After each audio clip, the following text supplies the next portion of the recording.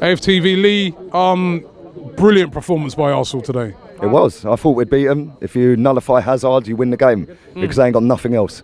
Pedro and Willian are just not on the same level as Hazard, and he's been involved. I think it's about 50% of their goals this season, and we were on him from the first. We obviously targeted him, didn't we? And they didn't, did they? They didn't give him hardly any space at all in that game. No, Torreira, Guendouzi as well, both on him from the first minute.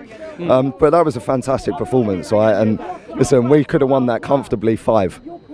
Same at the bridge. We battered them at the bridge, and we just didn't take our chances that day, and they did. Today, I was not sitting there thinking like they're going to score. I know they hit the post and they had a couple of half chances, but how many top saves did our keeper make today? And I suppose that's why they're in the market for Higuain, because they ain't got nothing. One thing I want to say here, right? Aubameyang against West Ham, he was anonymous in that game off the ball. Today he was brilliant, and he led by example from the front line. That's what you want to see from your players, that they get stung when they have a bad performance, because it happens. It's a season, and if you have a bad performance, we want to see a reaction, and we saw that today in those players. Exactly, and this is what winds me up about a certain player that weren't playing today, right? People say it's not his job to press. How comes our £60 million strikers in our box slide tackling? Yeah, if he can do it, and it's not above him, everyone in the team should do it, right? Now, we didn't miss him today, Ozil. We didn't miss him. I think he would have come on had Bellerin not got injured, and I hope he gets well soon, because that's him done for the season. He was brilliant again today. Man of the match for me was Koscielny. That was one of the best performances he's had in years for this football club. But overall, that's why you've got to give someone like Ozil a chance, isn't it? Well, I knew you were going to ask me about this, right? I knew you were going to try and stick on me. Listen, you were saying about. I know you're not a fan of his and that, but.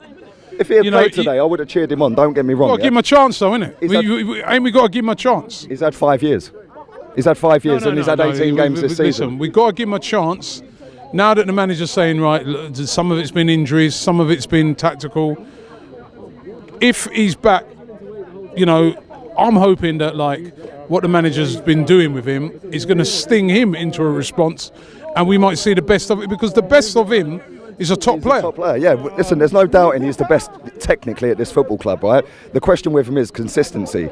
Okay, so sometimes the manager will sacrifice him, like he's done today, like he done against Tottenham and other games, West Ham last week. And I've heard all these people sitting there going, we created nothing against West Ham, blah, blah, blah. Okay? We did create against West Ham. But we didn't create a lot. No, we did. Aubameyang we didn't take our chances. We didn't take our chances. We still created. Aubameyang skied one out the stadium.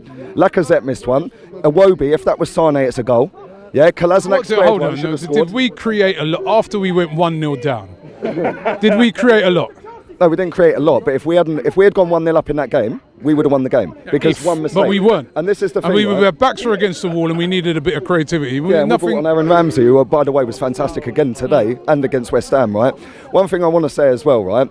Again, for the second time this season, our fans are booing the manager's substitution, and then singing Olivier Giroud as he's coming on. What the fuck is going on at this club? Right? How can you boo your manager making a tactical substitution to bring pace on while they're going forward and pressing us? So you need a counter with Aubameyang. Lacazette ain't got pace, so you bring Iwobi on to do that. And then 30 seconds later, Giroud's coming on, and everyone's singing his name. He's coming on to score against us, to try and score. I clapped him when his name was read out, and I clapped him when he came to the North Bank at the end. No way was I singing his name, right? And these are the same fans that are sitting there singing, you fought it all, you fought it all, and then come on here and other social medias and slag off Stan Kroenke. So do you want to buy it all, or do you want Stan Kroenke? Because I'm confused by it. And listen, what does that do to Lacazette? 2 games now. I know it's not Lacazette they're booing, but this manager's been here 7 months. 7 months, and we've booed Lacazette being subbed twice. But by the way, we've won both of them games. Yeah, so why can't we just back him? He got it right. He got it right when he brought Ramsey on and he scored the other week. And we're 2-0 up at home to Chelsea, and it's comfortable. Yes, they're pressing, so you bring pace on to go the other way, which he did with Iwobi, which again works. Bring on legs, fresh legs. Exactly, and it just winds me up. And at the end of the day, I wanted the last manager gone. He's gone.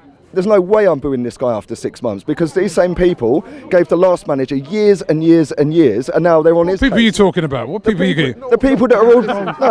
No. You're talking about Belgium, are you? No, he's Sam. No, but the same people that gave our last manager all them extra years based on stuff he done 10 years ago are on this guy's case after 6 months, right? Let's remember here, he's inherited a bang average squad, and he went on a 22-game unbeaten run, right? Yes, we didn't create a great deal against West Ham. Why the fuck are we all on his case? Why the meltdown?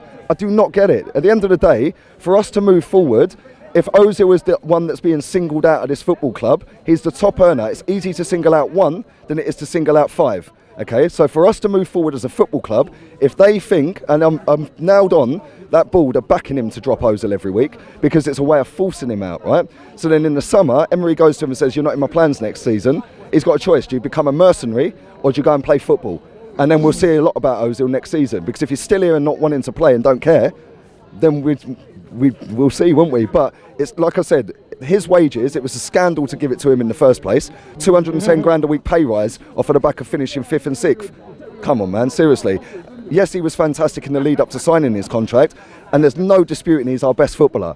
Yeah, it's consistency. And if Guendouzi comes in and does better consistently, who again, by the way, was brilliant today, or Ramsey comes in consistently better, fair play. I'm all for it. Okay.